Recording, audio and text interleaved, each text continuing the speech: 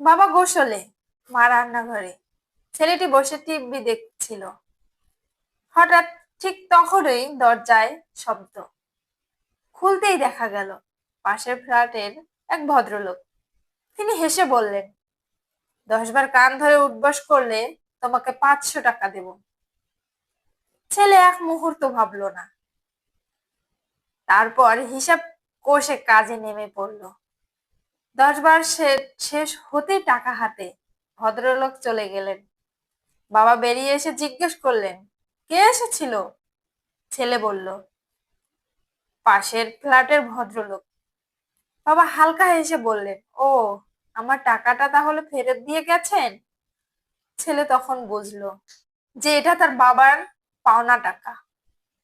সব লেনদেন সবার জানার দরকার হয় না, কিন্তু কিছু কিছু সময় লেনদেন করলে পরিবারকে জানানো উচিত। তা না হলে এভাবে বিভ্রান্তিতে পড়তে হবে।